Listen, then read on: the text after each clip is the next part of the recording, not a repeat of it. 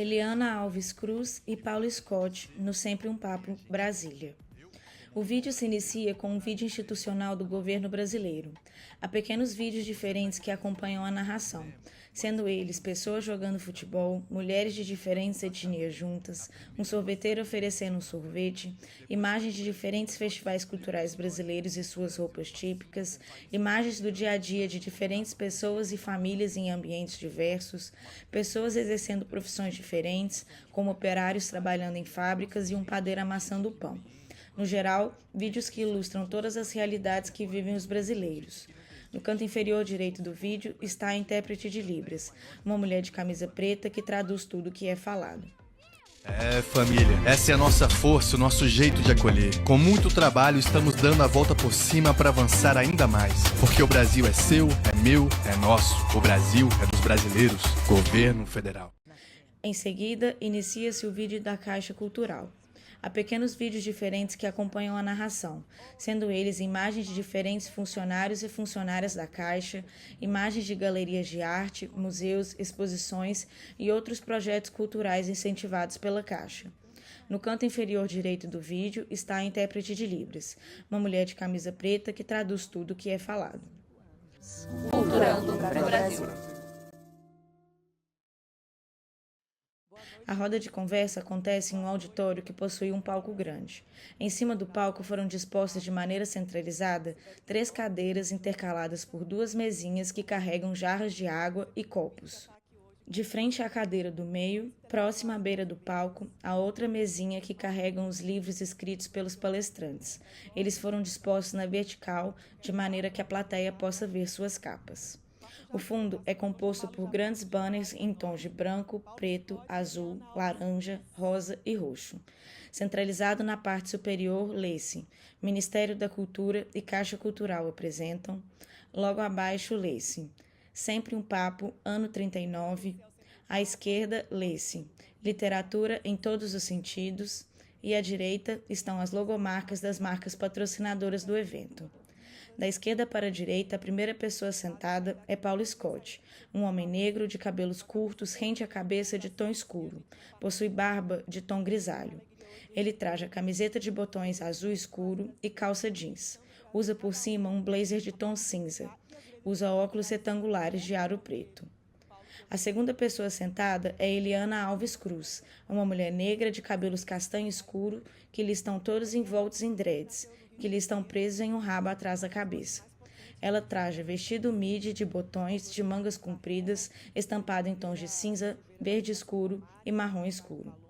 A terceira e última pessoa sentada é Cibele Tenório, uma mulher negra cujos cabelos são todos envoltos em trancinhas de tom escuro, que lhe estão presos em um coque atrás da cabeça.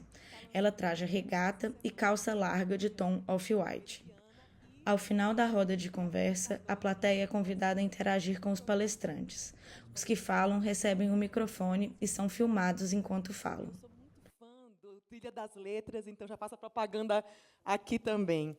O Paulo Scott, escritor gaúcho, radicado no Rio de Janeiro, é autor de romances, ensaios e poesia. Seu livro Marrom e Amarelo foi finalista do Prêmio Jabuti e venceu o Prêmio Machado de Assis da Biblioteca Nacional, tornando-se referência ao abordar o racismo e as complexidades das identidades no Brasil. Além da literatura, atua como advogado e professor, integrando de forma crítica sua experiência no campo jurídico ao debate público. Sejam muito bem-vindos a Brasília.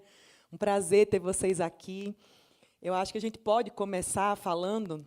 a gente estava falando agora, né, Paulo, nos bastidores, temos um tema em voga nos telejornais, no noticiário, no debate público brasileiro, porque o Paulo acaba de lançar o Direito Constitucional Antirracista, no momento em que a gente está discutindo uma nova vaga para o Supremo Tribunal Federal e os nomes que estão cotados, né, Paulo, que a gente vai vendo no noticiário, eles têm um perfil que não é um perfil muito diferente do que a gente já vê na corte hoje, né? Queria te perguntar qual que é a sua visão sobre essas vagas, quando elas surgem, de que maneira os movimentos eles têm poder de pressionar, e o que significa, de fato, para além da questão que, às vezes, é esvaziada da representatividade, a presença, né, de magistrados negros para pensarem a justiça no Brasil, de fato, porque eu fico pensando como é que se faz uma justiça antirracista se a gente não tem, desde os delegados até os magistrados, pessoas negras que vivenciam e sentem essa dor histórica na pele, que convivem com isso no dia a dia, que vão tomar essas decisões, né? Porque tem racismo, mas tem pessoas tomando decisões por trás da delegacia e nos tribunais, né? Boa noite. Sejam todas e todos bem-vindos. Muito obrigado pelo convite, para estar de novo aqui em Brasília, com a minha querida amiga Eliana Alves Cruz. Essa é a quinta mesa que nós fazemos juntos, e eu sempre faço questão assim, né, de ficar na minha e aprender com a Eliana, e eu acho que essa é a primeira vez que eu vou começar falando, que eu sempre fico na posição mais confortável de aprender. Depois eu falo alguma coisa e a mesa fecha e tudo bem, e é uma grande noite. Então, Cibele, muito obrigado pela mediação. Muito obrigado à nossa querida colega lá que está fazendo a tradução para Libras. Obrigado, sem vocês, né, não se tem a possibilidade de atingir um grupo importante de pessoas. Então, Cibele, minha cara, esse livro, ele, nas dedicatórias, aparecem aqui o nome das minhas duas avós, a avó Etelvina, que era uma mulher negra neopentecostal, a avó Isolina, que era uma mulher negra Ialorixá do Batuque, lá no sul é muito forte, vocês sabem o Batuque, e Sueli Carneiro. Depois, o terceiro bloco, eu dedico para, veja só, a Adriana dos Santos Alves Cruz, juíza federal, irmã de alguém, que eu não lembro agora quem é, para Flávia Martins de Carvalho, para Lívia Santana e para Sara Araújo, que é uma advogada do Paraná, uma querida amiga. Então, aqui, e lá no final, para o meu irmão, o André Scott. Então, você vê que, coincidentemente, isso não estava no meu radar, porque eu simplesmente indiquei para amigas importantes que me ajudam a formar uma convicção crítica do direito, e eu sempre gosto de enfatizar que, se eu tivesse que resumir o direito brasileiro, eu o resumiria como na palavra morte. Tá? O direito brasileiro, ele é uma cultura trazida pelo invasor, e a inércia dessa cultura até hoje não se rompeu. Então, como eu já expressei naquele texto que vocês encontram no portal Guelé 10, da Sueli Carneiro, intitulado "O Presidente Lula, nós precisamos não de uma ministra, mas de 3 ministras do Supremo", eu percebo que uma inteligência, uma sensibilidade e uma maturidade de linguagem que é inexistente no Supremo Tribunal Federal, por várias razões, eu poderia ficar horas falando sobre isso, ela só consegue ser suprida, em parte, com a inteligência e a voz de uma pessoa negra. Eu imagino que o Supremo não esteja integrado, se nós não tivermos a presença de pessoas, de vozes e inteligências negras e indígenas. E como eu tenho a convicção, isso está nesse livro, não é à toa que essa capa é como é, de que mulheres negras e mulheres indígenas são a subjetividade, são as pessoas que melhor entendem a realidade desse país. Porque elas estão numa posição extrema de opressão e extrema de acesso, de convívio, de repercussão da realidade trágica do nosso país, que é uma realidade da morte. Aqui se mata demais, se morre demais, e aqui, quem já ouviu falar isso, peço desculpas, né, mas quando as pessoas vêm de fora e elas abrem uma conta no banco, elas sempre perguntam assim: Paulo, como é que vocês deixam os bancos escravizarem vocês da maneira que eles escravizam? Então, essa lógica escravista no Brasil, ela atinge a todas as pessoas que não participam desse espectro de privilégio. Eu sou do direito econômico, tá? Eu larguei a minha relação com o direito, meu convívio com o direito aos 40 anos, estou com 58, 59, e eu lhes digo assim, o direito, essa lógica da desigualdade no Brasil é uma coisa muito, muito séria. Se você pegar os registros históricos que falam da desigualdade no mundo, você verá que a desigualdade no Brasil, do final do século XIX até hoje, ela permanece igual. Na década de 90, 1990, se dizia no mundo da economia, se usava o termo brasilização. Brasilização se usa na economia para se referir aos países que são ricos e que a distância entre um núcleo muito pequeno de pessoas super ricas e o resto é enorme. Então, nós temos aqui a desigualdade e a violência, e nós naturalizamos isso, nós normalizamos isso. Para quem chega de fora, bom, isso é meio que um padrão na América, né? Do Canadá ao sul da Argentina, do Chile, eu resumiria a América como na palavra morte. Essa naturalização é um problemão para nós. E esse livro, ele busca uma nova linguagem, e só para fechar aqui, já faço a leitura de um trecho que me parece resume bem. Se eu pudesse, já que estou em Brasília, se eu pudesse mandar um recado para o presidente Lula, eu diria: presidente, abandone o navio do neoliberalismo. Seja jangada, olhe e se conecte com uma ética do pé no chão, porque essa demora custa vidas, custa saúde, custa futuro. E o Supremo, que é um poder importante no nosso país, ele não organizará uma solução ética se não tiver hoje, com a oportunidade da saída do ministro Barroso, uma mulher negra. Seja jangada. E aqui, rapidamente, presidente Lula, quando penso em uma teoria jurídica de linguagem renovada, penso em uma dogmática que compreenda melhor as idiosincrasias boas e ruins de nossa sociedade e, com base nisso, tenha coragem de revoltar contra a morte nela normalizada. Uma dogmática que, sendo antirracista, contraste com a dogmática que ainda serve à lógica, à ética das caravelas, dos navios tumbeiros, uma lógica que parece foi reaquecida pelo neoliberalismo rentista deste século.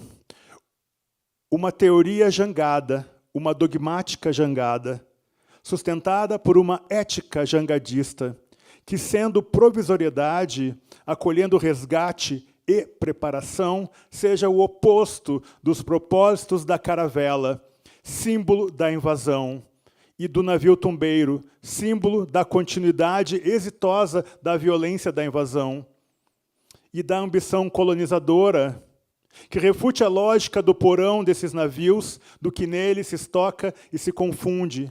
Refute a ambição de dominar, o tomo posse logo existe, que Márcia Tiburi nos observa quando fala do complexo de Colombo. Presidente Lula, sobre jangada, em confronto com a imagem de caravela e navio tombeiro, se você me permite, eu gostaria de propor a seguinte leitura. Uma jangada é provisória, materializada para cumprir uma função provisória. É a solução que contrasta com a funcionalidade da caravela ou de um navio tumbeiro. Nessa comparação, como já disse antes, tendo a imaginar o navio tumbeiro como um símbolo do neoliberalismo rentista do século XXI. Além de provisória, não tem porão, transporta, mas não em porões, não acumula mercadoria, quase não tem espaço para mercadoria se comparada com uma nau. Não esconde, não dissimula. Uma jangada é rudimentar, essencial, e só transporta o que é essencial. É a solução em que não cabem canhões ou qualquer outro artefato de destruição em massa a longa distância. Uma jangada não tem cabine de comando, cabine de almirante, cabine do capitão, não tem hierarquia espacial. Nela, os rostos e olhares se encontram. Diferentemente de uma nau, se virada do avesso, a jangada ainda pode navegar, tem funcionalidade semelhante, flutua igualmente, salva. Desloca-se rizomaticamente, se necessário, adapta-se às eventuais errâncias. Tem sustentação flexível, impensável na estrutura exploratória e rígida de uma caravela ou na rigidez prisional de um navio tumbeiro. Demanda um permanente jogo ético de equilibrar e se reequilibrar. É primórdio, estrutura inicial, contém desenvolvimento e demanda maior envolvimento. Lembremos o que disse Antônio Bispo dos Santos. É facilmente reparável, é facilmente reconstituível. Tem proximidade com a superfície da água, com a turbulência da água. Demanda tensão conjunta, demanda se apoiar um ao outro. Não produz ilusão de estabilidade. No entanto, é busca por estabilidade que vem em resgate. Pode ser integrada por diversos tipos de madeira, presidente Lula. Jangada é combinar de não morrer. Obrigado.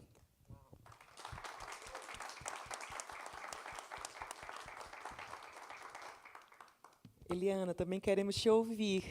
Antes de falar de Meridiano, você quer complementar alguma fala do Paulo? Bom, o que dizer, né? Boa noite a todos e todas. Muito obrigada por terem vindo. É bonito o nome desse programa, né? É sempre um papo, porque eu acho que é o que o Brasil precisa, né? Conversa, diálogo, escuta. A gente tem sempre a sensação de palavras ao vento.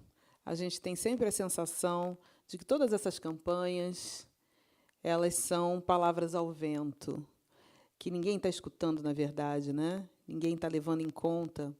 Mas eu estava falando isso para um amigo querido, para o Afonso Borges, criador de tudo isso aqui. Estávamos conversando sobre essa questão do STF e tal. E aí ele disse assim uma frase um tanto, Eliana, não sei se vai ser nessa geração. E aí eu disse para ele, olha, Afonso, tempo é orixá. E não tem político que possa com o tempo. E a gente precisa fazer as coisas independente dos nossos olhos. O Luiz Gama libertou, agora novos estudos se atualizaram, né? Então, parece que, sei lá, para mais de 1.000 pessoas ele libertou na letra da lei, da época, né? Da fase proibida do comércio de escravizados, pessoas que já não eram para estar no cativeiro, ele conseguiu libertar na letra da lei. Ou seja, um homem que brigou alucinadamente pela liberdade e não viu ela acontecer, de fato, oficialmente no país. Então, mas será que ela teria vindo se ele não tivesse se empenhado nessa, ele e outros, né, nessa luta? Então, não é porque as lutas são difíceis que a gente não deve brigar por elas, não é? Então, estamos aqui somando nossas vozes para que a gente seja finalmente ouvido, para que sejamos finalmente ouvidas. Não tem cabimento um monte de coisa no país, não tem cabimento. E essa conversa com o Paulo, né, o direito antirracista e tal, e literatura, eu considero que qualquer pessoa negra, indígena nesse país, que escreva um livro, seja do que for, pode ser um livro de receitas de bolo, já está exercendo um direito e já está num lugar revolucionário, porque esse lugar das palavras, da literatura e da publicação é um lugar político, é um lugar muito querido para as grandes elites, é um lugar onde se assenta a história, onde se senta a história de um povo, onde se assenta a cultura. Então, estar publicando, seja o que for, independente do conteúdo, é um ato revolucionário político e é um ato antirracista. Então, é muito maravilhoso a gente ver um momento, né, em que a gente está da nossa literatura, com tantas pessoas se encorajando a tomar a palavra para si. E, ao tomar a palavra para nós, né, ao nos adonarmos da palavra, a gente se adona do que nós somos e a gente faz ser de propósito e não por acaso. A gente se torna cada vez mais consciente da nossa brasilidade. Eu me dei conta que o mundo não me dá a brasilidade. Eu viajei muito por conta de trabalho e tal, eu trabalhava com esporte, viajava a beça. E todo lugar que eu ia, e todo lugar que eu vou, as pessoas olham para mim, norte-americana, cubana, mexicana, sei lá, qualquer coisa. Nunca me dão o Brasil. Mas eu reparei que não me dão o Brasil porque o Brasil não me tem como sua imagem. O Brasil me rejeita. Então, se o Brasil me rejeita como brasileira, como imagem do Brasil, o resto do mundo também não vê uma mulher negra retinta como brasileira. Vê como qualquer outra africana, cubana, norte-americana. E engraçado que nos Estados Unidos a população negra é 14% só da população. Mas a sensação que a gente tem é que é muito mais gente. Por quê? Porque as pessoas estão em alguns espaços de poder. É sobre isso.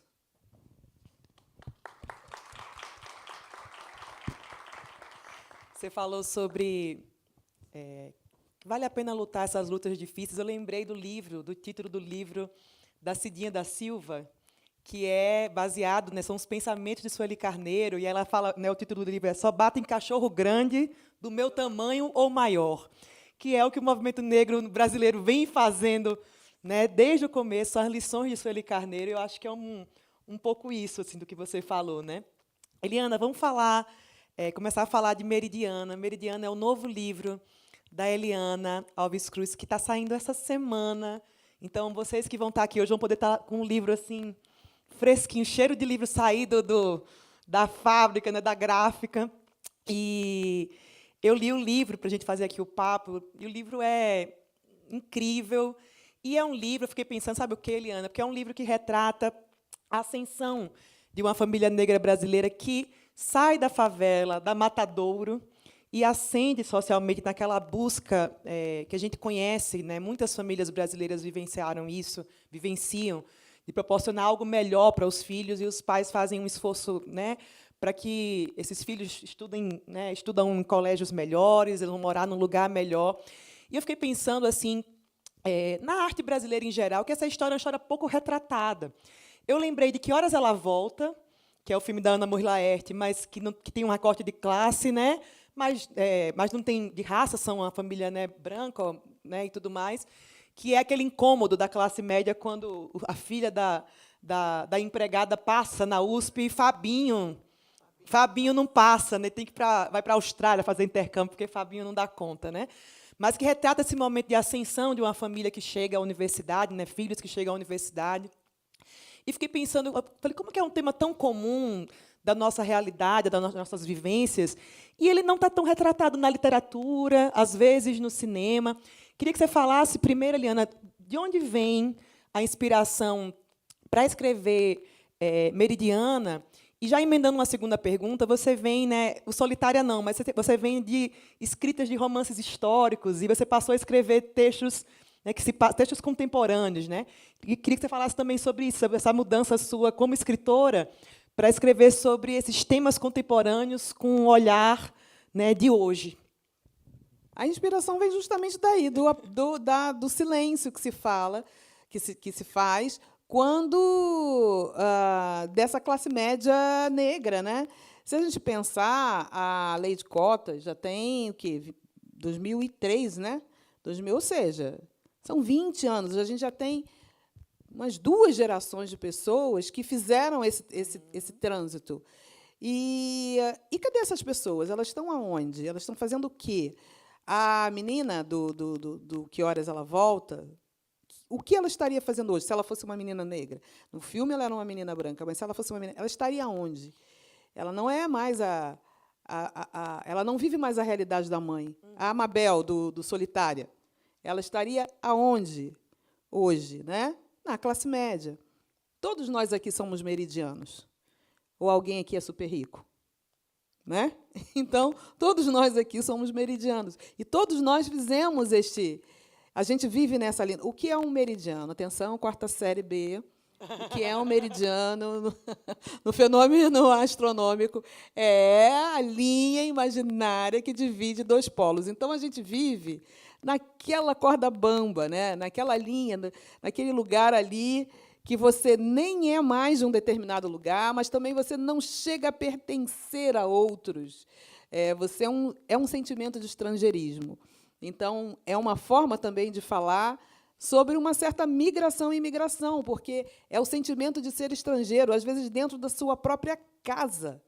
Se você pensar, e essa é uma realidade muito comum no Brasil, famílias interraciais, que você tem metade da família branca e metade da família preta, aquele menino que nasce e que é pardo, que é um homem negro, uma mulher negra, com a passabilidade, com a pele, ela está no meridiano.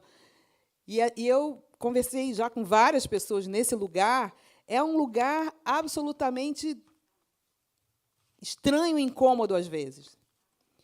Estranho e incômodo, muitas vezes. Meninas negras com mãe branca têm um problema, uma questão seríssima com a imagem, né? Porque a mãe quer fazer dela um espelho dela e a menina... Nossa, é um caos, às vezes, né? É um caos. A mãe não sabe lidar com o cabelo da garota. E aí é um caos. É um caos. Então, isso está muito pouco retratado. Acho que no audiovisual não está. As famílias de classe média negra, que são sempre um tanto quanto um tom tanto acima no caricato, eu acho, né? Minha opinião. E na literatura, muito menos. Então, eu falei, bom, é isso, vamos lá, vamos encarar. E qual é o meu projeto, eu acho, que eu vejo? Né? É tentar pensar esse ser, essa pessoa negra, no tempo e no espaço, seja no passado, no presente ou no futuro. Eu tenho um conto que se passa no futuro. Esse deslocamento, e no espaço também, né? E essas mobilidades nos vários segmentos da sociedade. É um projeto ousado, não sei se terei tempo para... Mas é riquíssimo quando a gente começa a observar, né? Quando a gente começa a observar com a lupa. Nossa, muitas situações do Meridiana eu vivo até hoje e vejo e observo. Quando vocês leem, vocês vão reconhecer essas pessoas direto, né? Nossa, eu conheço essa pessoa aqui, né? Então, é um pouco isso, mas é a gente fabular também, né? Tem tanta coisa aí. Aí uma repórter me perguntou assim, por que você resolveu botar tanta coisa aí? Tem o pai tem homofobia, tem machismo, tem racismo, tem tudo aí. Tem tudo aí. Tudo tem um pouco. Eu falei, porque a vida é assim. A vida é assim, gente. A dengue acontece ao mesmo tempo que a Covid. O mosquito da dengue não vai embora porque a Covid está aqui. A dengue está aqui. Então, a gente convive com as coisas, com os males, e eles se interpenetram. E nós somos as pessoas mais contraditórias do mundo. Né? Nós somos seres humanos. Então, é isso. A gente está atravessado por todas essas coisas, tudo ao mesmo tempo agora. O Krenak tem uma frase que eu adoro, que é luta em todo lugar o tempo todo. É o Brasil, assim, né, a gente... É difícil. Paulo, vamos falar também, eu queria que você falasse da sua inspiração para escrever. Você transita, você estava me contando agora nos bastidores, ainda continua viajando muito por causa dos seus, né, dos romances do Marrom Amarelo, mas também, hoje, também escrevendo sobre direito. Que momento da sua trajetória profissional, acadêmica, você sentiu a necessidade de falar assim, não, a gente precisa escrever sobre isso e conceituar direito constitucional antirracista? Eu estou aqui pensando nas coisas que a Eliana disse. Bom, aproveitando, esse livro ele é um livro de literatura e direito, ou direito e literatura. Tá? Ao invés de pegar uma teoria dogmática, teoria jurídica, eurocêntrica, eurocentrada, eu vou para letra de funk, letra de música, de samba, letra de rap, poesia brasileira contemporânea e romance brasileiro contemporâneo. Esse livro ele era para ser um pouquinho maior e ele acabou que teve uma limitação de páginas e eu não pude colocar tudo o que eu queria, mas eu refiro como paradigma a obra da Eliana Alves Cruz. E quero dizer que eu não teria escrito Marrom e Amarelo se eu não tivesse lido Água de Barrela. Eu já falei isso tantas vezes, né, publicamente. Então, essa sabedoria, esse referencial ético que está na arte e está na literatura brasileira contemporânea, que expande uma voz, expande uma renovação de linguagem potentíssima, ela é uma saída para o direito brasileiro se tornar um direito brasileiro, se tornar mais indígena, se tornar mais negro e fundar efetivamente uma ética geral que valha a pena, que não seja essa mentira da universalidade europeia. Isso não existe, gente.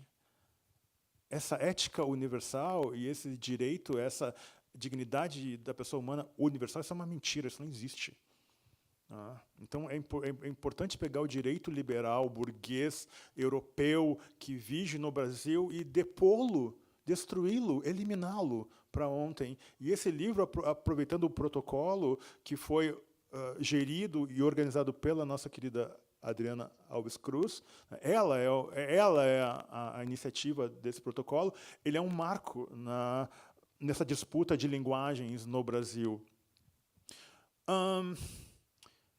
Sobre a questão da literatura, eu acho que a minha literatura é o que me conecta com os churrascos de domingo, onde eu via meus tios contando histórias, meu avô, minha avó, via o meu pai, porque o pai é um pouco tenso, assim, né? O pai tem aquele compromisso de vencer, né? O homem negro gaúcho que se coloca, né? Não baixarei a cabeça para branco, mas também não poderei cometer erros, né? Isso traz uma rigidez muito forte, né? E lá em casa tinha muito essa coisa de estudar informação, né? Então a cultura, o samba, a arte não era tão presente, mas nos churrascos de domingo eu convivia com meus tios e eu via aqueles homens sempre tocando Martinho da Vila, Alcione, contando aquelas histórias maravilhosas. Então, esse compromisso é isso, assim, é me manter conectado com essa sabedoria, porque é muito difícil, isso que você fala que é maravilhoso, sabe? Quando a sua família atinge, porque meus pais fizeram concursos e passaram a ganhar bem, coisa e tal, e convivia com a maioria das pessoas brancas, né? Você se descola de algumas coisas, né? Então, é esse não me descolar, né, das minhas avós, sobretudo as minhas avós, né, que vem pela presença da minha mãe, que é uma ministra da Eucaristia, né, e que me fez amar a literatura. Foi minha mãe que fez amar a literatura, sabe? Então, esse é um esforço bem, sabe, bem objetivo, assim, sabe, de não me desprender, né, de uma sabedoria que me parece muito superior ao que é ensinado nas universidades ainda hoje. Então é isso. Imagino que a literatura não faz milagre, mas ela nos conecta com uma lente que consegue mostrar uma realidade que só chega até nós pelo afeto mesmo, sabe? Aquela cena da solitária, do ônibus ou do vagão do metrô, já faz tanto tempo que eu li, do vagão. Aquilo ali é genial, entende? Aquilo ali é um tratado de ética. Aquele parágrafo no Romance da Eliana é um tratado de ética. Não conheço, nas tantas formulações éticas, e aqui eu estou colocando o próprio Spinoza, que eu amo, né, que chegue, sabe, na força daquele seu parágrafo. Então, eu acho que a literatura projeta essa esperança, projeta esse respiro, esse oxigênio, né? E, como leitor, estou vibrando demais que eu vou poder, em algum momento esse ano, né, abrir o teu livro, né, e me manter totalmente atualizado na tua obra, que tu sabe que eu sou. É isso. Viva Eliana Alves Cruz.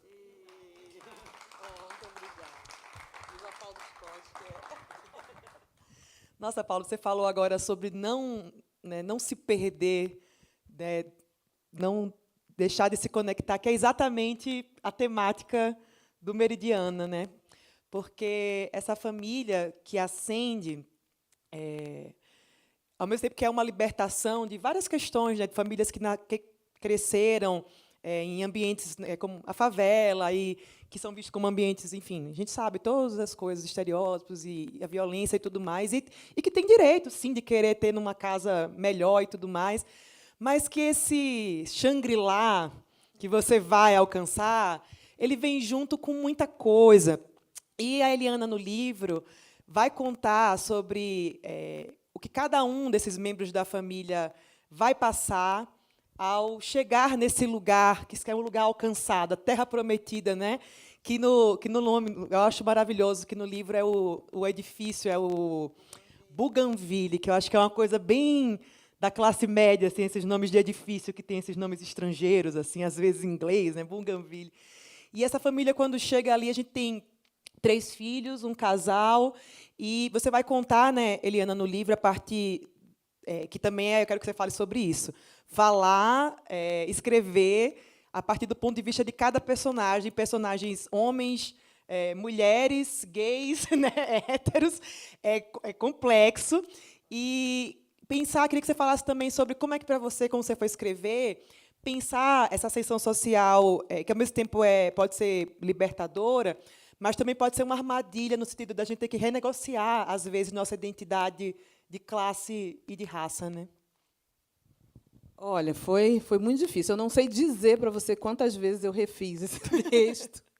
Acertar o tom, né, de cada um foi bem difícil. Tem os pais, que foram jovens nos anos 70, e que é uma geração que viveu uma ditadura mais diretamente, né?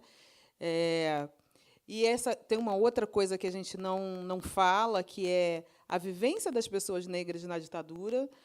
Todas as obras que falam de ditadura civil-militar no Brasil são obras que retratam famílias de classe média branca. E a população negra nesse período? O que estava vivendo o que exatamente? Não é? Se a gente pensar que foram os métodos desse período que aperfeiçoaram os métodos contemporâneos de violência nessas comunidades todas, né? Então, onde estavam essas pessoas? Fazendo o quê exatamente? Aí conversei com o Dom Filó, que fazia lá no Rio, que fazia baile black nessa época. Então, é um livro que tem música, tem um pouco de humor também. Tem uns personagens que passam por umas coisas engraçadas. E tem poesia, tem muita coisa que eu acho que faz parte da gente também. E tem umas cortadas na carne, né, que a gente precisa pensar. Não é porque somos pessoas negras e que sofremos alguma, né, uma opressão e toda a questão histórica que pesa sobre nós, que somos perfeitos, né? A gente tem aí algumas questões para tratar. A gente tem homens negros homofóbicos, a gente tem mulheres que tentam simular uma situação para pertencer a tal classe média, para chegar nessa terra prometida e ser como todo mundo que já está lá. Às vezes as pessoas tentam emular situações e às vezes a gente não se encaixa naquele modelo que a gente quer reproduzir. Tem a cena do alisamento do cabelo, né? As cenas do alisamento do cabelo e a obsessão da mãe com a história do alisamento do cabelo da menina, porque é isso, são imagens que a vida toda tentou reproduzir e que não cabe na gente, né? A menina não podia se mexer, porque todo mundo sabe que chapinha e água, né? Chapinha e suor. Então, a menina, coitada, ela viveu numa prisão por causa daquele raio, da chapinha no cabelo, porque ela precisava ir para o colégio e ela precisava estar com o cabelo em ordem. E a gente naturalizou o tanto de violência que isso significa, né? O tanto de violência que significa uma criança não se mexer por causa do cabelo, ou estar sentada numa cadeira com um ferro quente que queima a sua orelha, queima o casco, queima o pescoço. Perdi as contas de quanta casquinha eu fiz na orelha por conta de alisamento de cabelo. Que é um troço que parece muita tortura, né? Parece um instrumento de tortura. Enfim, são muitas situações que a gente não pensa. E eu acho que a literatura é esse espaço também, né? Que a gente pode fazer aquela foto, clac. Você pode parar e pensar, peraí, isso aqui, né? Isso aqui. Que não é o que você faz, mas por que você faz. Por que você está agindo assim? Por que você está... Então, cada personagem aí, ele vai tentar escapar ou sobreviver de um jeito. E essa foi a dificuldade.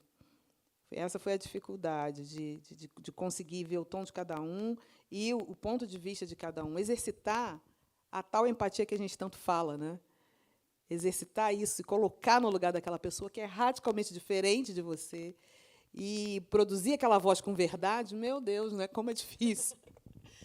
Porque tem personagens que a gente torce mais e outros que a gente fala assim, ai, gente, esse irmão não merece crédito, assim, né? A gente vai tentando entendê-los, assim, né? Helena disse uma coisa importante, gente, que eu acho importante para mim reforçar. Eu falei aqui da Adriana, mas poderia falar da Flávia Martins, né, que hoje não pôde vir porque está na despedida do ministro, ou por exemplo, da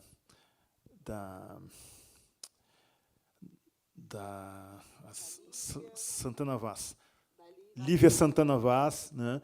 Mas eu vou ficar com a Flávia, uma coisa incrível que a Flávia diz. Ela diz que manter-se, como juíza, manter-se próxima da literatura faz com que ela não se desconecte do desconforto que é necessário para você sustentar uma ética de julgamento minimamente razoável, sabe? Então, isso que você falou, que eu acho brilhante, eu queria te dizer que o esforço desse livro é, de alguma maneira, desacelerar a velocidade dessa caravela, dessa destruição, e o direito brasileiro ele endossa a morte dos jovens na periferia. Ele endossa, ele perdoa a violência policial, ele perdoa a opressão. E a literatura, eu vejo a literatura, como você bem colocou, a sua obra, enfim, como uma possibilidade de desacelerar, sabe, essa inércia, sabe? Então, eu acho que a leitura ela dá uma freada, sabe, nesse movimento assim, de destruição, sabe? Você falou sobre, interessante isso, né? Magistrados que têm na literatura uma fonte para voltar para um eixo. E eu fiquei pensando no sentido inverso assim, da literatura jurídica, e pensando, porque o seu livro, né, Direito Constitucional Brasileiro. E a gente pensa na Constituição de 88, como a Constituição, a gente fala, Constituição cidadã, com muitos avanços. Mas, de alguma maneira, Paulo, você entende essa Constituição ainda, ela reproduz ainda essas desigualdades, como ela foi escrita mesmo, eu falo a parte normativa, reproduz essas desigualdades assim, que fazem com que, enfim, o racismo tenha mais facilidade de se instalar. É preciso repensá-la também, porque a gente tem sempre essa coisa, né, quase com a Constituição perfeita, essa de 88. Né? E como é que você vê, quando a gente fala sobre direito constitucional antirracista, a gente também está fazendo uma revisão dessa Constituição de 88? Ou, de fato, ela é muito boa e a questão é que ela, de fato, seja, né, efetivada como direitos e deveres? Pô, Cibele, eu já dei algumas palestras, tá? Inclusive para juízes federais sobre esse livro. Estou num circuito de palestras sobre esse livro. Essa foi a melhor pergunta que eu já escutei até agora. Tá? Porque essa pergunta é simples, mas ela não veio ainda nas nossas conversas. Gente, a Constituição de 88 ela é a melhor coisa que foi produzida na história desse país. Tá? Quanto a isso, não se discute. E ela tem um núcleo muito poderoso que eu visualizo em torno do valor da dignidade humana. Tanto é que ele tem 4 capítulos. Um capítulo é um capítulo muito crítico, é quase uma premissa, dizendo, olha, gente, eu acho que dentro desse direito liberal burguês não tem saída. Tá? Mas depois, em função do protocolo, eu entro na defesa de um núcleo razoável que há na Constituição, que é o valor princípio da dignidade da pessoa humana e suas conexões imediatas. O princípio da liberdade, autonomia, etc., que não existe, porque as pessoas negras não andam em paz nesse país, as pessoas indígenas não andam em paz nesse país, as mulheres não andam em paz nesse país, as pessoas trans não andam em paz nesse país, onde mais se mata pessoas trans, e elas são o alvo do fascismo. Né? Então, não tem autonomia, não tem liberdade. Tem só para essa turminha, né, do homem, né, que tem arma, que tem dinheiro, que quer falar o que quer, porque ele quer o direito de liberdade dele de se expressar, e não tem igualdade. Então, eu trabalho aqui uma categoria que a Adriana trabalha também, que é igualdade formal, que não existe, que é o mínimo do mínimo. Essa não existe, é uma mentira. Material, que aí não sei nem o que se falar, e a igualdade como reconhecimento. Só para fechar, a Constituição não é boa. Não é boa porque ela mantém, por exemplo, vou pegar um ponto só, gente, tá? Porque eu sou do econômico e do direito orçamentário, finanças públicas. Segurança pública. Ela não mexeu nas polícias. Ah, e eu me alinho com o Luiz Eduardo Soares quando ele diz: hoje, no Brasil, são os comandantes das polícias militares que mandam nos governadores. Não é o contrário. Não importa se é a partir de esquerda, de direita, de centro, blá, blá, blá, blá, blá, blá. Então, esse é um ponto.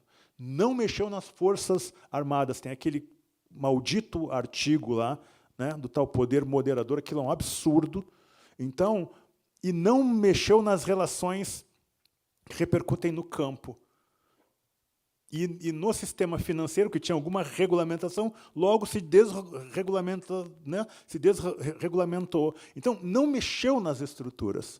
Então, não adianta falar eu estou com o povo, se quando a gente olha para o orçamento público, anual, lei de diretrizes orçamentárias, plano plurianual, e essas estruturas permanecem intocadas. Não adianta ter Ministério da Igualdade Racial, dos direitos, se não tem orçamento. Então, quando você olha para o orçamento, você descobre a verdade. E é criminoso que se mantenha no Brasil teto de orçamento, de gastos, porque isso está custando vidas, futuro para universidade, para a saúde, para várias coisas, e a permanência desse orçamento secreto. Então, você se pergunta como é que é possível, nesse direito da morte, que essas atrocidades se mantenham. E esse protocolo, por mais singelo e mínimo que ele seja, obrigando juízes e juízes de todo o Brasil, ele é uma arma poderosa de enfrentamento, de mudança, para a superação e para a denúncia dessas questões. Porque esse homem branco, classe média alta, que chega no Ministério Público, que hoje é super fascista, não totalmente, né, mas uma parte importante, né, é guiado por uma ética fascista, e o judiciário inerte, e como pode? Entende? Então, isso que Eliana disse, que é brilhante, do tempo, o tempo é agora. E essa brincadeira de orçamento, você fala muito bem para o povo, mas vai olhar o orçamento público. Você tem teto de gastos para a saúde, gasto com educação. Você não tem teto de gasto para rentista, para super rico. Isso também é dinheiro público. Está indo para o bolso desses caras que nem trabalham, não fazem nada. Esse 0, sei lá, 4% da população brasileira, 0,2% vai. Né? Então, é isso. Antes de tudo, é um livro pela desaceleração, como você bem frisou, né, de deposição desse direito. Porque esse Supremo, sem uma mulher negra, não está bem. E, insisto, não basta uma mulher negra. Sabe? Precisa de mais 3 mulheres ali. Sabe? Se é parda, se é branca, se é indígena, né? Mas precisa, sabe, mudar esse eixo. Porque isso, desastre por desastre, as escolhas que foram feitas, a história está jogando nossa cara aí, foram desastrosas. Não vou nominar os ministros aqui, porque eu acho que nem precisa. Né? Nós sabemos do espectro de covardia, né, que ocupa aquela casa. E isso, repito, pode ser mudado. Se, como diz Muniz Sodré, o silenciamento, o apagamento, né, desaparecer do horizonte. Você foi falando, Paulo, eu fui lembrando, essa semana eu estava lendo uma entrevista da Mirtes de Souza, agora também sua colega advogada, né, se formou, a mãe de Miguel. E a matéria começa com uma coisa que eu fiquei pensando sobre isso. Falei, nossa, ela vem a Brasília participar aqui junto com outras mães, mulheres negras, e sugerindo mudanças, né, para a justiça, para o sistema judiciário. E a coisa que ela pede é uma coisa muito simples. Ela fala que todas as vezes em que ela teve que falar do caso do filho, ela repetiu esse depoimento várias e várias vezes. Então, ela teve que falar na delegacia, ela teve que falar no tribunal, ela teve que falar muitas vezes. E ela estava falando assim, que cada vez que ela tem que repetir essa mesma tragédia, a gente fala tragédia, até parece que não tem culpado, né? Não é nem o caso, né? Mas é uma tragédia que aconteceu com a família dela. É um punhal no peito. E ela estava pedindo, ela falando assim, gente, o meu pedido um depoimento só era o suficiente, que vocês pudessem gravar e as outras instâncias da justiça pudessem aproveitar, sem que eu tivesse... Pois é. Sem que eu A tivesse... pessoa morre várias vezes. Né? É isso, Revitimizar. Então, eu fiquei pensando assim, nossa, a violência de Mirtes, de, enfim, ter que trabalhar, né, estava levando os cachorros para passear da patroa e chegar no prédio e ver o seu filho morto, né, pela negligência de uma mulher adulta que sabia que uma criança não podia estar sozinha. Ela tem que revisitar essa dor e já o fez muitas vezes para várias instâncias da justiça. Então, o pedido dela era esse, Paulo, era tipo, gente, será que não basta assim um depoimento só para que eu não tenha que passar por isso novamente? No protocolo, né? Eliana, eu acho que a gente poderia ter um prazer, eu acho que é muito poderoso quando os autores, o Paulo já leu um trecho também, queríamos pedir para você ler, poderoso quando os autores leem as suas próprias palavras. Assim.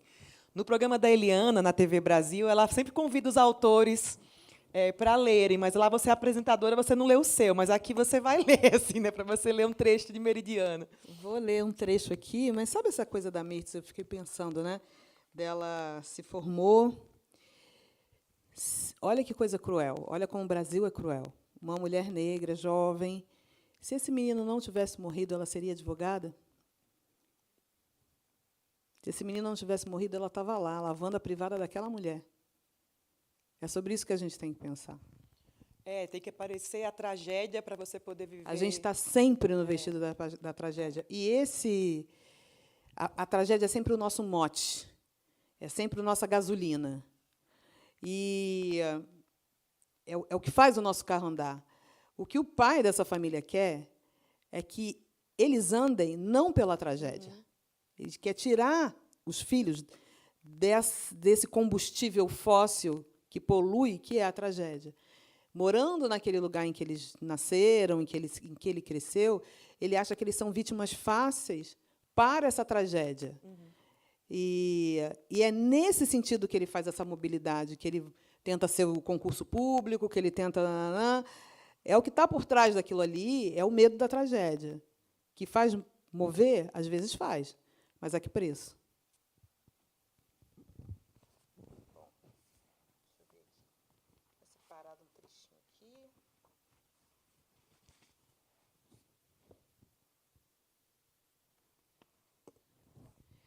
Bom, tem um personagem que ele resolve se candidatar, já que a gente está falando em política, né? Ele resolve se candidatar, e aí vamos falar um pouquinho dele aqui, né? Deixa eu ver aqui.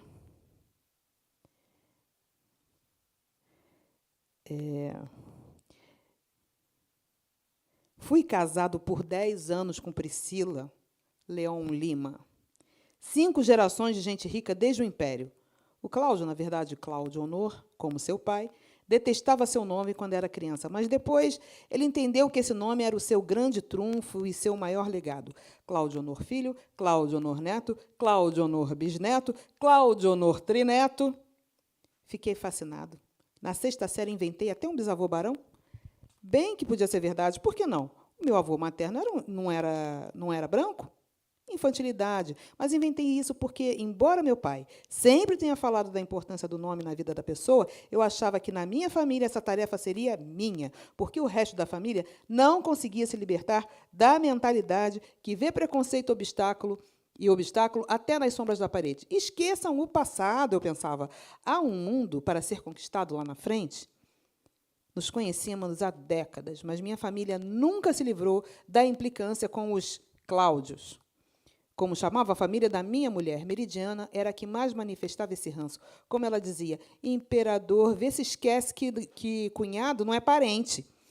Essa implicância se acentuava bem no momento em que eu queria sossego para conduzir o processo mais importante da minha vida. Eu ia me candidatar a vereador e tinha certeza de que, se me tornasse um político bem-sucedido, iria resolver todos os nossos pepinos, inclusive os de Meridiana. Não era isso que todo político fazia para sua família? Porque com a gente seria diferente. Se o nepotismo já existia, eu iria inaugurar o nepretismo.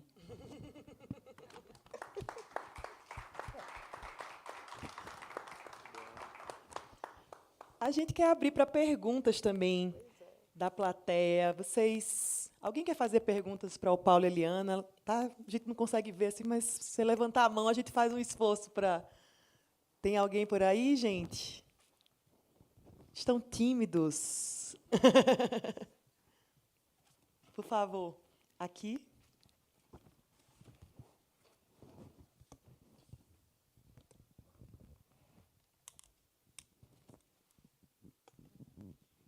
Não é pergunta.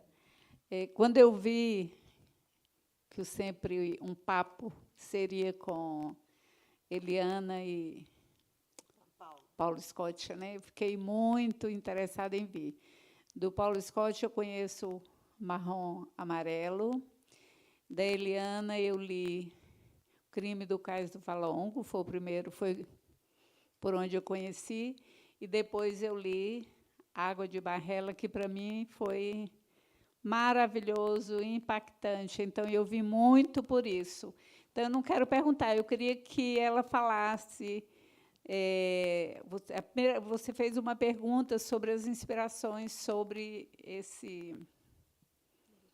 o livro de hoje, Meridiana. E eu queria sobre Água de Barrela, porque foi um livro que me impactou muito, de verdade, né? Quer fazer rodadas? Eu vou respondendo. Acho que você responde, o pessoal vai pensando se tem mais perguntas aí. Vão pensando aí. Pois então, o Água de Barrela é uma história romanceada da minha própria família, né? E ele nasceu mais ou menos como nasceram os outros, né? Pela ausência. Eu achava que na verdade, eu queria ler essa história, né? Eu queria ler histórias de famílias negras como eu tinha dentro da minha casa. E aí é aquele conselho da Toni Morrison, né? Se existe uma história que você quer ler e você não encontra, vai lá e escreve. E foi mais ou menos isso que eu tentei fazer, escrevendo Água de Barrela. Foi muito difícil, né? É um livro que ele tem um esforço de pesquisa muito grande, mas ele tem uma camada profunda, né? No afeto e na convivência com aquelas pessoas. Muitos daqueles personagens eu conheci, e do diálogo com uma pessoa que tem uma questão psiquiátrica muito séria, que é a minha tia Nunum, que está com 104 anos hoje. Ela é diagnosticada com esquizofrenia paranoide desde os 8, sei lá. Então, é uma pessoa muito sofrida, e ela não tem os filtros que a gente tem, né? Então, eu consegui acessar aquela memória pela falta de filtro, mas chegar ali foi um processo também de desconstrução minha, né? Desconstrução dos meus preconceitos, desconstrução da minha forma de encarar a questão mental, e os conceitos que eu tinha, né, as definições que eu tinha sobre história, sobre arquivo. O que é isso? Então, eu tive que reorganizar tudo isso na minha cabeça para poder chegar a ela e ela me revelar grande parte daquela história.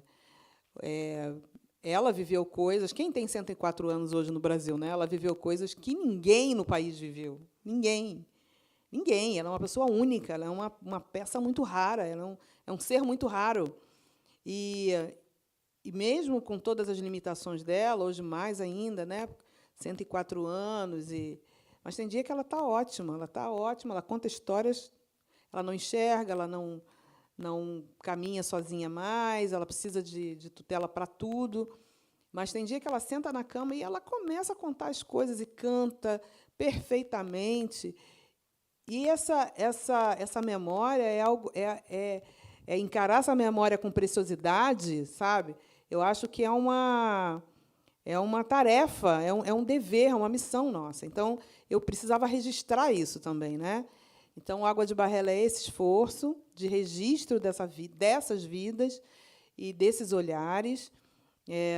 Enfim, é um livro que eu acho que é um divisor de águas na minha vida, né? Minha vida mudou depois desse livro. Eu mudei de profissão. Hoje eu sou muito mais escritora que jornalista. Então, eu mudei de profissão.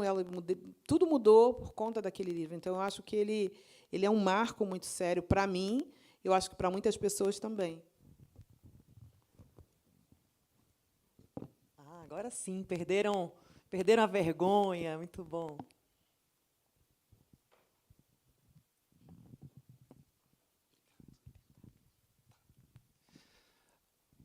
Primeiramente, meu nome é Hércules Barros, eu também sou jornalista e me aventuro também na escrita literária. E, primeiramente, gostaria de agradecer a vocês por esse papo tão rico, né? A vocês três, que me remeteu assim a várias situações. E, então, duas eu gostaria de pontuar aqui, porque a pergunta que eu ia fazer a colega já fez, né, sobre o Água de Barrela. Mas o que eu quero pontuar é, vocês falaram em morte, e eu já trabalhei no Ministério da Saúde, no programa de AIDS, e a gente, com o público que a gente lidava no programa de AIDS, a gente fala muito em morte social, né? Que é a pessoa que está ali, mas ela socialmente morre várias vezes, né? Então, a gente fala muito em morte social, né, que é o poder. E no mundo gay isso existe muito, né? Você ter que ficar ali num gueto, as experiências, né, de preconceito no racismo é a mesma coisa, né? A outra questão era só pontuar que a Água de Barrela me lembrou muito a origem da minha mãe, que quando a gente era criança, embora ela seja branca, mas também ia ali no açude bater, quando a gente ia de férias para a casa dos avós, ela ia ali no açude bater a roupa na pedra para lavar e etc. E isso também me lembrou muito esse momento. Então, seu livro é muito emocionante, eu não terminei de ler ainda, mas é muito emocionante lembrar todas essas situações, né? E aí é isso, a colega pontuou, eu fiquei só curioso com uma coisinha do livro. Você fez uma pesquisa da origem ali dos seus antepassados para fazer aquela abertura, ou ali é parte da tua criação literária? Eita, tudo cai. É uma mistura das duas coisas, né? Eu fiz uma pesquisa grande, me apoiei na história oral, não só dessa tia, né, de outras pessoas da família, pessoas até que já se foram, relatos, e uma pesquisa mesmo, né, de documento, enfim, outros registros, outros vestígios. E aí fiz porque o livro da Malê, né, porque tem a versão da Palmares. No livro da Malê, ele abre com uma árvore genealógica. E aquela árvore genealógica ela existe. Eu nem sei, eu acho que é uma representação tão europeia, essa coisa da árvore genealógica, né? Mas eu quis abrir isso com isso, porque essa é uma angústia muito grande da população negra brasileira, saber de onde vem, as suas raízes, né? Então, eu quis abrir com essa árvore, nesse sentido de mostrar que é a minha família, mas podia ser de muita gente, né? Podia ser de quase todo mundo. A gente tem uma origem, a gente veio de algum lugar. Então, sim, é uma pesquisa, e é também fabulação, e é também história oral, é toda uma grande mistura.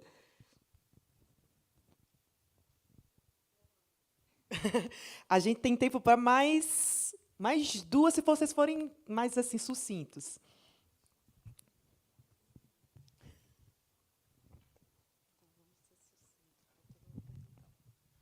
Boa noite, Sibeli, Eliana, Paulo.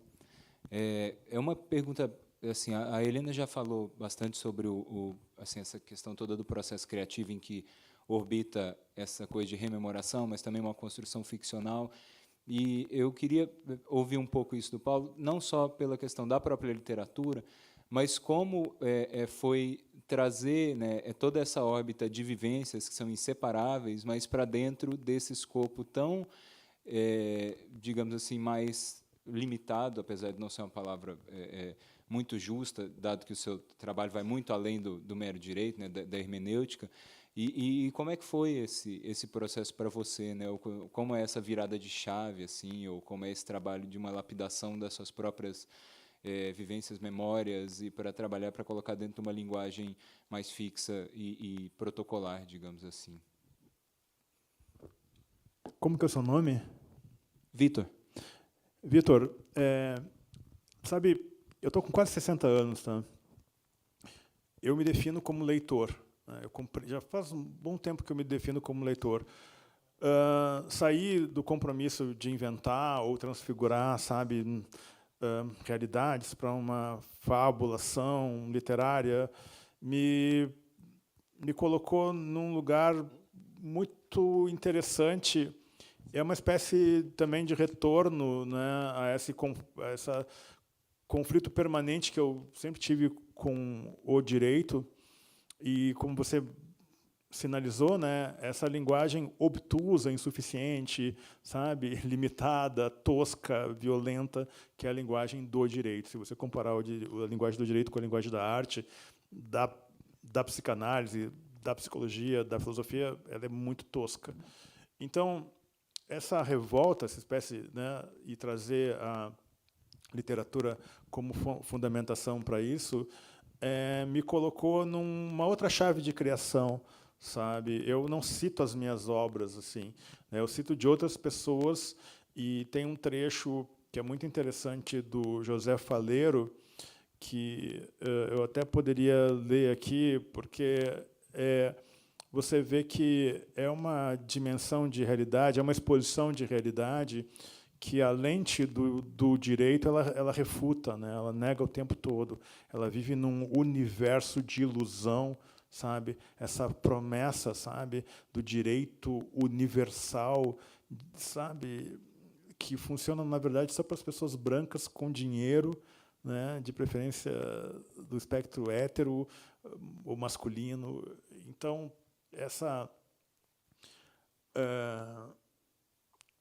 esse espaço de loucura que eu tenho na minha poesia ou nos meus romances, né, eu não precisei ocupá-lo, assim, foi numa outra chave. E, como leitor, eu acho que eu ganho muito nesse processo, sabe? Evidentemente que, até eu cito, né, o fato de ter nascido numa das ruas mais violentas de Porto Alegre, na periferia de Porto Alegre, e até meus 6 anos. Então, você convivia, né, com corpos na rua. Então, claro, tem um pouco assim desse diálogo que se perdeu no tempo, né, do espanto da infância, da juventude, esse temor, né, que as famílias sustentam em relação aos seus filhotes, né. O meu irmão, Vitor, ele foi abordado pela polícia 3 vezes na vida dele, saindo de casa, da nossa casa, que é uma boa casa lá em Porto Alegre, né, porque meus pais, enfim, ganharam dinheiro, enfim. E aí, aquela coisa, como é que um garoto negro está saindo de uma casa tão legal como essa, né, num carro tão legal como esse, né? Quer dizer, então, essa realidade ela é toda combustível, né, para uma violência que eu não sofro. Entende? Porque, mesmo sendo filho do mesmo pai, da mesma mãe, eu tenho um fenótipo diferente, né? Eu sempre faço questão de dizer que marrom e amarelo é marrom e amarelo, porque o pai me chama de amarelo, chama o André de marrom. né? Então, essa tragédia da hierarquia cromática, ela precisa urgentemente de uma linguagem que explique a tragédia, entende? E a literatura, ela explica para o direito o quanto esse direito é falso, né? O quanto esse direito é morte, o quanto esse direito é eliminação do futuro. Então, é um jogo, assim. Tá? A diferença é que eu não liguei a chave da loucura, da criatividade, né? Que é a chave que eu ligo direto quando escrevo os meus romances. É uma outra linha, né? Uma linha de combate, assim. Obrigado pela pergunta. Pessoal, a gente vai ter que encerrar, porque tem um horário aqui na caixa, já me avisaram, mas o Paulo e a Eliana vão estar lá fora autografando os livros, então também... Sim, se for rápido, porque já me avisaram aqui que a gente tem que encerrar. Infelizmente, os livros não chegaram, tá? Mas, se vocês me escreverem, eu dou o bônus para vocês de desconto, comprar para quem se interessar também. Tá? É só mandar um salve lá pelo Instagram e eu mando o bônus com 20% de desconto. Ó. Mas tem marrom amarelo aí, né? Acho que tem todos, tem sanduíche de anzóis. Pronto. Então, assim, a gente vai seguir agora para a sessão de autógrafos. Então, também, quem quiser fazer as perguntas ou bater aquela conversa que não deu tempo de fazer aqui, vocês podem fazer isso lá fora. Muito obrigada a vocês pela presença. Sigam Sempre um Papo nas redes. Tem sempre lá a agenda do que está acontecendo aqui. Sigam os autores também para prestigiá-los, saber das agendas também, os lançamentos. Acho que é muito importante também. E, Eliana, eu sei que é bem ativa, né, nas redes e tudo mais. Comenta sobre literatura de tudo, de Vale Tudo. Paulo também, Paulo? Não, eu sou mais low profile? Então, Eliana, Paulo, muito obrigada pela presença, parabéns a vocês pelos lançamentos, e a gente se encontra num próximo Sempre um Papo. Até mais.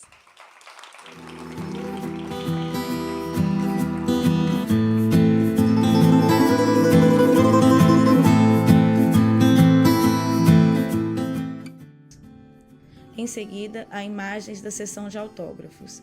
Há diversas imagens da fila com as pessoas carregando seus livros. Imagens dos livros em cima das mesas, imagens dos autores assinando os livros, conversando, tirando foto e abraçando os espectadores.